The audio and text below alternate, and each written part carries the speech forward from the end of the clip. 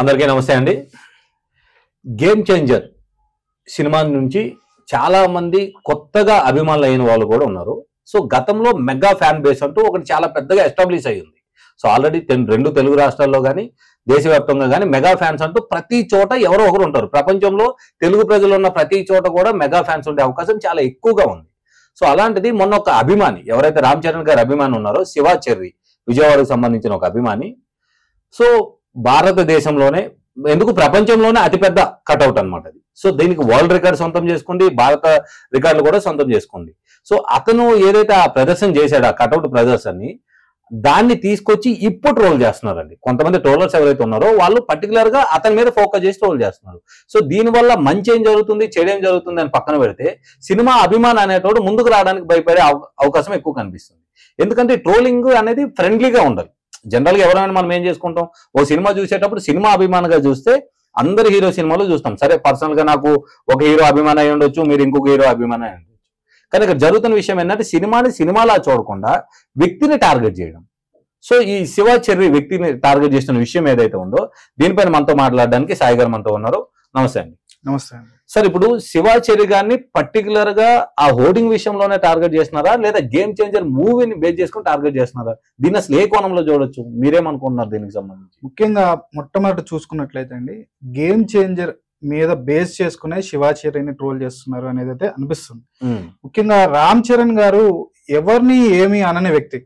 ఇండస్ట్రీలో కొంతమందిని చూసుకున్నట్లయితే ఇలా ఎటువంటి ఇబ్బందులు లేకుండా ఎవరిని కలవడానికన్నా సంసిద్ధంగా ఉండే వ్యక్తి ఎవరైనా ఉన్నారంటే రామ్ చరణ్ గారు ఇండస్ట్రీ. అలాంటి రామ్ చరణ్ గారి మీద కూడా ట్రోల్స్ చేస్తున్నారు. ఆయన కింద ఉండే వ్యక్తుల మీద కూడా ట్రోల్స్ వేస్తున్నారు. అంటే పర్టికులర్ అభిమాని అయి ఉన్న అభిమాని టార్గెట్ చేసినంత అవసరం ఏముంది? ఇప్పుడు సినిమాని బాగుంది బాగాలేదు అనే వర్షంలో చాలా ట్రోల్స్ కామన్ గా జరుగుతుంది. గత 2-3 రోజులుగా మనం అందరం చూస్తూనే ఉన్నాం. కానీ పర్టికులర్ గా ఈ అభిమాని ఎవరైతే ఈ శివ చెర్రీ అనే పర్సన్ ఉన్నారో, పర్టికులర్ గా అతన్ని టార్గెట్ చేయడానికి గల రీజన్ ఏంటి? శివ చెర్రీని టార్గెట్ చేయడానికి ముఖ్యమైన కారణం ఏంటంటే, ఆయన మెగా అభిమాని. ముఖ్యంగా చూసుకున్నట్లయితే ఎన్నో ఏళ్ళ నుంచి వాళ్ళ కుటుంబంతో సాన్నిహిత్యంగా ఉంటుంటూ నమ్మకంగా ఉంటున్నాడు వ్యక్తి. అటువంటి వ్యక్తిని టార్గెట్ చేస్తున్నారు ఈ రోజుల్లో. ఫస్ట్ సినిమాని టార్గెట్ చేస్తారు, హీరోని టార్గెట్ చేస్తారు. సో కామన్ గా యాంటీ ఫ్యాన్స్ అనే ఇవి జరుగుతూ ఉంటాయి. కానీ మొట్టమొదటిసారి ఒక వ్యక్తి, ఒక అభిమాని మీద టార్గెట్ చేయడం నిజంగా మొట్టమొదటిసారి జరుగుతున్న అంశం ఇది. దాని మీద ఆయన ఎంత బాధపడుతున్నారు, వాళ్ళ ఫ్యామిలీ ఎంత బాధపడుతున్నారు అనేది కూడా మనం పరిగణించాలి.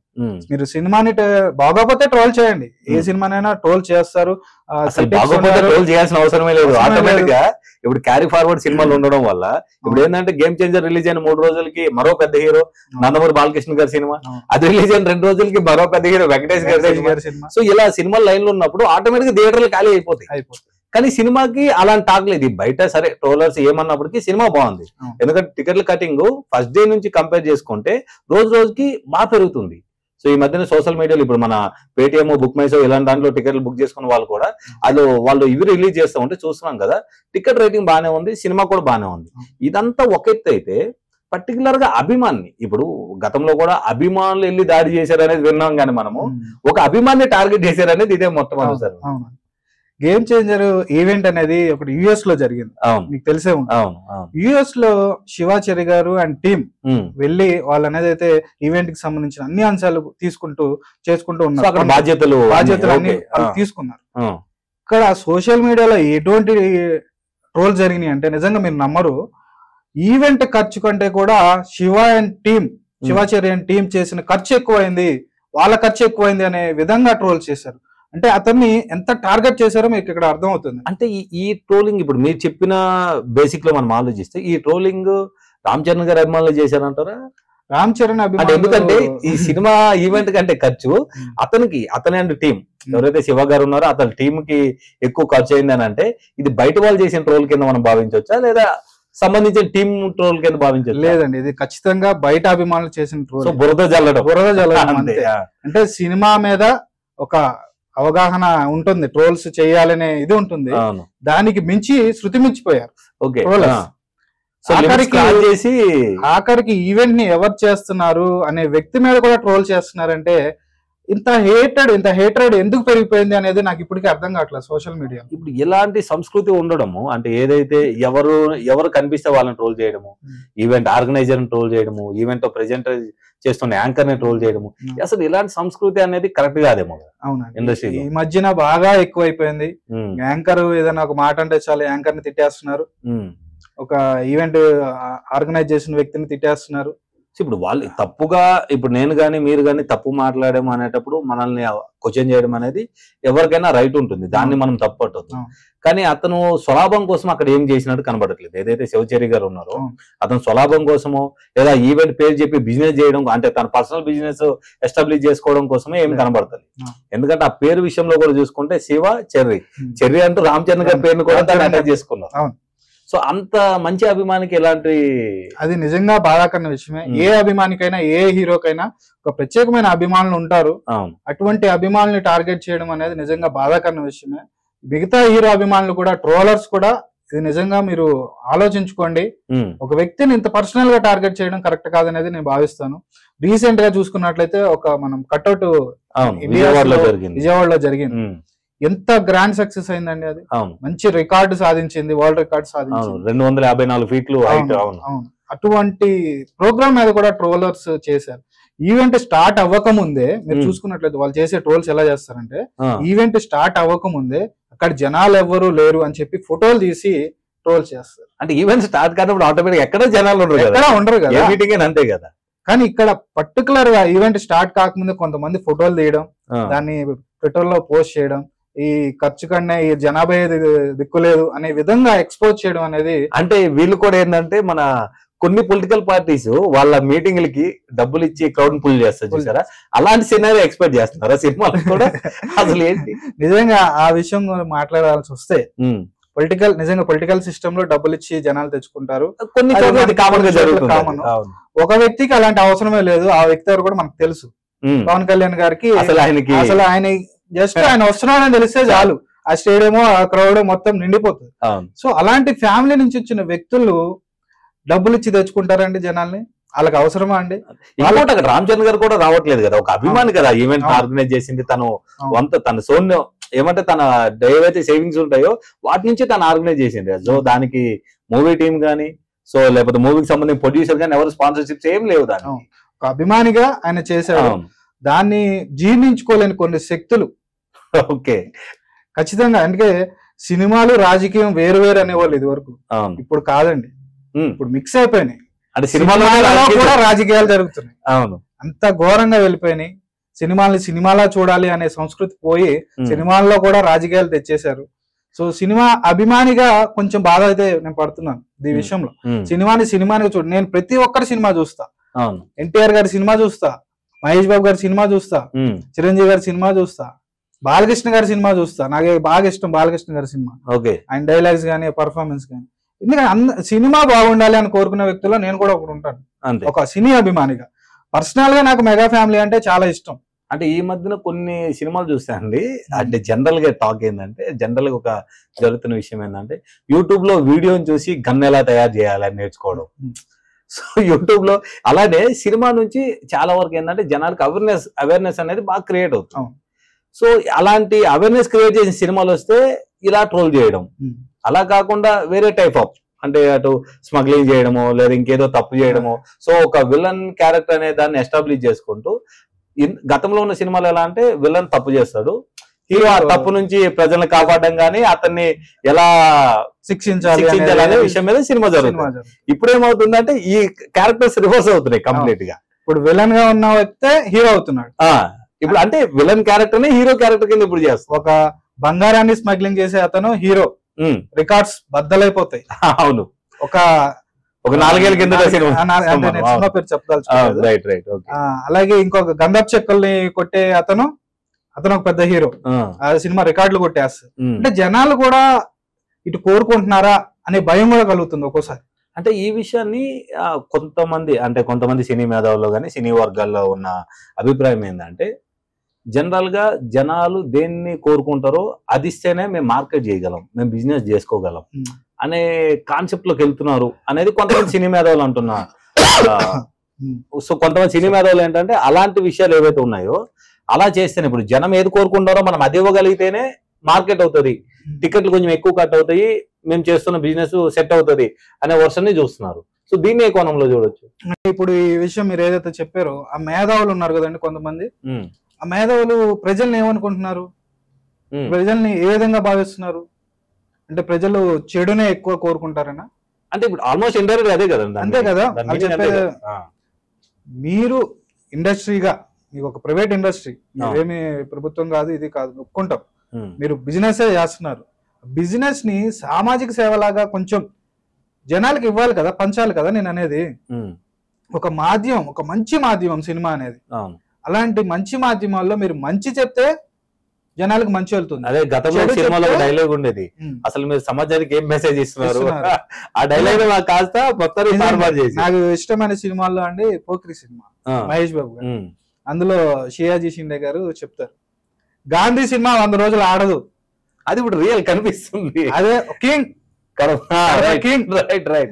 ఒక అంటే సమాజం అలా తయారైందని అప్పటి నుంచే గ్రహించినట్టున్నారు సినిమా డైరెక్టర్. సో మంచి సినిమాల్ని కూడా జనాలు ఆదరించాలి, మంచి సినిమాలు కావాలని జనాలు కోరుకోవాలి, డిమాండ్ చేయాలి. అవసరం అయితే మేము ఇలాంటి సినిమాలు చూడడం, మాకు మంచి సినిమాలు ఇవ్వండి అని జనాలు ఎప్పుడైతే డిమాండ్ చేయగలుగుతారో అప్పుడు మంచి సినిమాలు వస్తాయి. ఈ శివాచారి గారికి జరిగిన ఈ ట్రోలింగ్ కాన్సెప్ట్ లో అసలు పర్సనల్ గా తను టార్గెట్ చేయడం రైటేనా? అసలు అది అభిమానులు ఎవరు వారైనా కానివ్వండి, ఎలా అయినా కానివ్వండి. సో ఒక ఫ్యాన్ ని తన సొంత నిధులతో ఒక ఈవెంట్ చేసేటప్పుడు అతను వీళ్ళు పర్సనల్ గా టార్గెట్ చేయడం అనేది అసలు నిజంగా అది బాధాకరణ విషయమే. ఈ రోజు శివాచార్య చేశారంటున్నారు, రేపొద్దున ఇంకొక హీరో అభిమాని చేయొచ్చు కదా. 100% కదా, అతని మీద కూడా అదే ట్రోల్ చేస్తారు, అవకాశం కనిపిస్తుంది కదా. హీరో అభిమాని కింద ఇతని మీద చేసినప్పుడు మళ్ళీ అతని మీద చేస్తారు. ఈ సంస్కృతి ఎట్టిపోతుంది సమాజంలో అనేది నిజంగా బాధాకరణ విషయం. ఒక పర్సనల్ గా టార్గెట్ అనేది సినిమాని ఒక హీరోగా చేస్తున్నారు, ఓకే మీరు సపరేట్ హీరో అభిమానులు అయి ఉండొచ్చు, కానీ సినిమాని చేస్తున్నారు, ఓకే హీరోలు కూడా చేసేస్తున్నారు, హీరో వ్యక్తిగత విషయాల్లో దూరేస్తారు, అన్ని చేసేస్తారు ట్రోల్స్. సో ఇదంతా పక్కన పెడితే ఒక అభిమాని మీద కూడా ట్రోల్ చేసేంత స్థితికి దిగజారిపోయారంటే ట్రోలర్స్ నిజంగా వాళ్ళనే అడగాలి మీరు ఈ క్వశ్చన్. అసలు ఈ సందర్భంగా మీరు ఏం చెప్పాలనుకుంటున్నారు? ఈ పర్టికులర్ ట్రోలర్ చేస్తున్నారు చూసారా, వీళ్ళని ఏమైనా మీరు మాట్లాడాలనుకుంటున్నారు? వాళ్ళకి ఏమైనా చెప్పాలి? ట్రోలర్స్ ని గట్టిగా మాట్లాడంటే నన్ను కూడా ట్రోల్ చేయడం స్టార్ట్ చేస్తారు. అంటే మిమ్మల్ని ట్రోల్ చేస్తారని చెప్పి ట్రోలర్స్ ని ఎంకరేజ్ చేద్దాం. ట్రోలర్స్ ని ఎంకరేజ్ చేయట్లేదు. ఓకే, ట్రోలర్స్ లో కూడా కామెడీ ఉంటుంది, సెటైరికల్ ఉంటుంది. అది మితిమీరకుండా చూసుకోవాల్సిన బాధ్యత ట్రోలర్స్ ఎవరైతే ఉన్నారో, మీమర్స్ ఎవరైతే ఉన్నారో వాళ్ళు చూసుకోవాలండి ఖచ్చితంగా. ఇప్పుడు మితిమీరిపోతున్నాయి ట్రోలర్స్ కూడా. సో ఏదైనా హెల్తీగా ఉండాలి, కాంపిటీషన్ గా ఉండాలి. ఈ మా పేజ్ కి లైక్లు వస్తున్నాయి, మేము వేసే ట్రోల్స్ కి వ్యూస్ వస్తున్నాయి అని చెప్పి ఇష్టారాజ్యంగా ఏదనేది అయితే కోరుకుంటున్నాను ట్రోలర్స్. సో ఒక సినిమా బాగుంది బాగోలేదు, ఇదివరకు క్రిటిక్స్ ఉండేవాళ్ళు మనకి, ఇప్పుడు క్రిటిక్స్ ని మించిపోయి ట్రోలర్స్ వచ్చేసారు. వాళ్ళు ఎప్పుడో ఓవర్కమ్ చేస్తారు. క్రిటిక్స్ కూడా ఇది వరకు బాగుందంటే ముఖమే చెప్పేవాళ్ళు, బాగుందంటే బాగాలేదా. వాళ్ళ మీద కూడా అప్పట్లో చాలా రివ్యూవర్స్ వచ్చేసారు. ట్రోలర్స్ అయితే అందరినీ ఓవర్కమ్ చేశారనే చెప్పుకోవచ్చు. నెంబర్ 1 ప్లేస్ లో వాళ్ళే ఉన్నారు, ట్రోలర్సే ఉన్నారు. సో ట్రోలర్స్ నేనేం అనట్లేదండి. కాకపోతే మంచి హెల్దీ కాంపిటీషన్ గా చేయండి, వేరే అభిమానులు హట్ కాకుండా చూసుకోండి. మెయిన్ గా ఎవరైనా సరే ఒక ఇండస్ట్రీ అనేది కుటుంబం అనేది భావిస్తారు. అంతే, ఏ హీరో అయినా తన ఇండస్ట్రీని ఒక కుటుంబంగా భావిస్తారు. ఈ రోజు మనం సీనియర్ హీరోలను చూసుకోండి, వాళ్ళకి ఎంత కాంపిటీషన్ ఉన్నా ఎటువంటి ఈగోలు లేకుండా జరగలేదు. ఇటువంటి సంస్కృతి ఎప్పుడు లేదు. సోషల్ మీడియా వచ్చిన కానీ ఎక్కువ అయిపోయింది ఇటువంటి సంస్కృతి. నిజంగా సినీ ఇండస్ట్రీకి అంటే ప్రాబ్లమే. ఇప్పుడు సోషల్ మీడియా వచ్చిన తర్వాత ఇలాంటి సంస్కృతి ఎక్కువ పెరిగింది అన్నానికి, సో అభిమానులు వాళ్ళంతటా వాళ్ళు చేయడమే తప్ప ఏ హీరో కూడా ఇలా చెయ్యండి అని చెప్పే పరిస్థితి అయితే కాదు కదా. ఎటువంటి హీరో కూడా మా ఫ్యాన్స్ ఇలా చేయండి, మీరు ఇతర హీరో అభిమానుల మీద పడిపోండి అని ఏ హీరో కూడా చెప్పడండి.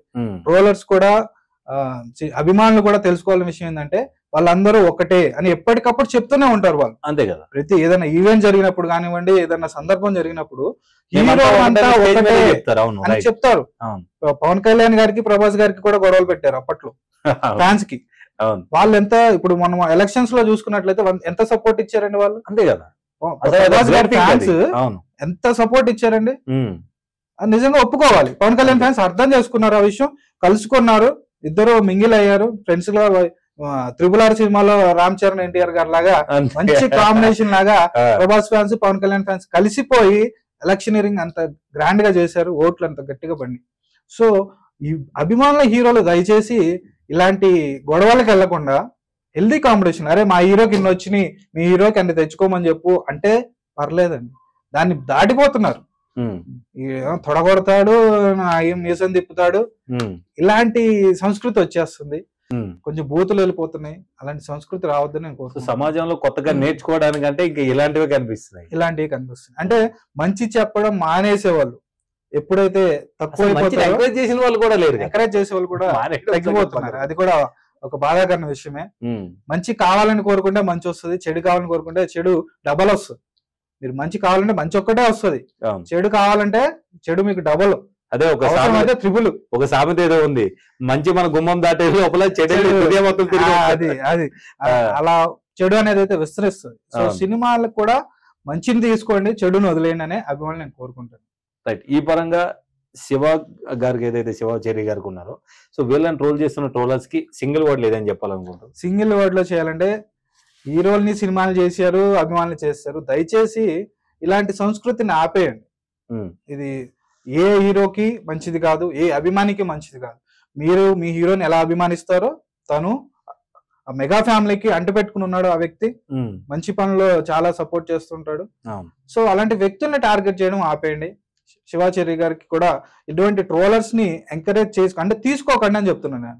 మెగా తీసుకోకుండా అంటే మనం ఎంత తీసుకోవద్దు అనుకున్నా కూడా అండి ఉంటది, లోపల బాధ ఉంటది, కానీ కనీసం రెస్పాండ్ అవద్దని అయితే చెప్తాను నేను. శివాచారికి నేను ఇచ్చే అడ్వైజ్ ఏంటంటే ఇలాంటి వాటికి మీరు రెస్పాండ్ అవ్వమాకండి, వదిలేయండి. వాళ్ళు చేసుకుంటారు, చేసుకుని అంతే. చిరంజీవి గారి నుంచి మనం నేర్చుకున్నది అదే. చిరంజీవి గారు చాలా ఇంటర్వ్యూలో చెప్పారు, నా పని నేను చేసుకుంటూ వెళ్ళిపోతాను, మొరగనివ్వండి, ఆటలే నోరులు పెడతాయి, మన పని మనం చేసుకుంటూ వెళ్ళిపోవాలి, దైవజ్ఞం ఉంటుంది అని చెప్పారు. సో శివాచారి గారికి నేను ఇచ్చే సలహా కూడా అదే. మీరు బ్రహ్మాండంగా చేస్తున్నారు, చేసుకుంటూ వెళ్ళిపోండి, ఎటువంటి వాటికి రెస్పాండ్ అవ్వమాకండి, అంతా దేవుడు చూసుకుంటాడు. మన దేవుడు చిరంజీవి గారు కూడా చూసుకుంటారు. థ్యాంక్ యూ అండి. Thank you very much.